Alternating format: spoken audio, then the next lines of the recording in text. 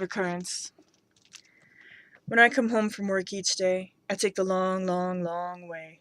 I walk for miles, giving myself little interviews, asking myself what I think and what I'd say if anyone ever asked me. That is a real question, worth answering. Oh, I go on, just thinking, linking thoughts that expand like the plants. I smell the foul waters of our industrial wasteland, yet notice how giving, how self-fulfilling life continues to be. I feel the heavy hovering seeds of sweetgrass on my calves, my knees, my thighs. It's already been mowed repeatedly. Still, it rises, keeps on rising, hiding surprises. I watch for snakes, avoid ladybugs. The spiders I don't mind, just respectfully decline. Oh, I go on and on. I see all kinds of backyards and railroad tracks, tripping over iron, quartz, granite, shale, and chalk, and around there, down in the marsh off the highway where the lake connects the parks, the death stench rises, and in the daylight you can see the homeless camps. Well, there's a spot off the bike path marked by a wobbly rock, and if you sit on it just right, it is still, and you are nearly in the waterfall where the mosquitoes barely hover, and today it was covered with styrofoam and plastic bottles, all these plastic bags. I could nearly feel the occasional splat of water bouncing off rock, though I dared not go near. I just stared. No matter what protection might keep safe, only exposure can keep alive.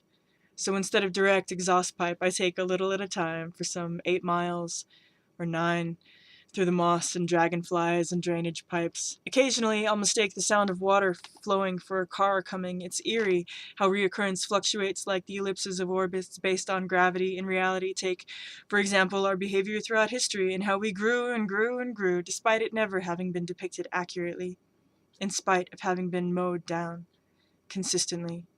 It goes the same every time, just a little differently. On and on. By the time I get home, I know I've been somewhere that day. My body records history far more accurately than my brain. While it locks away the poem I composed when my love grew big enough to console the spray-painted tree, everything below my waist shows evidence of having changed.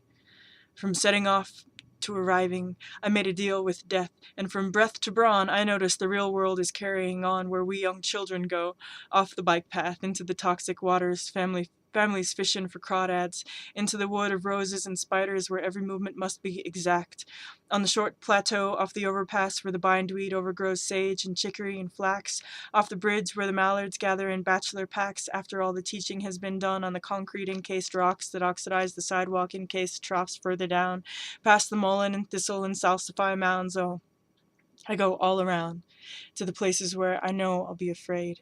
And there I teach myself the minerals, the insects, the plants, all the many sovereignties of these many species. I learn their languages. Some I kill, some kill parts of me. To some I'm safe to say hello. To some I'm just a free show. Recurrence doesn't make it any easier or any less true. But each time around, I am different. I notice a more unified truth, a more beautiful flower, a more dangerous neighbor, how fun sound is in a tube. Each step earns me something I've never felt paying rent, and it's true. I've never paid it late. I suppose that's the difference between pretending I can own what I play for and knowing that I belong to this place, and it's got my number, sure as I play my way in the power grid. I ask myself what I think about that. And I tell myself what I'd say if anyone ever asked me. That is something I'd have to think about before answering.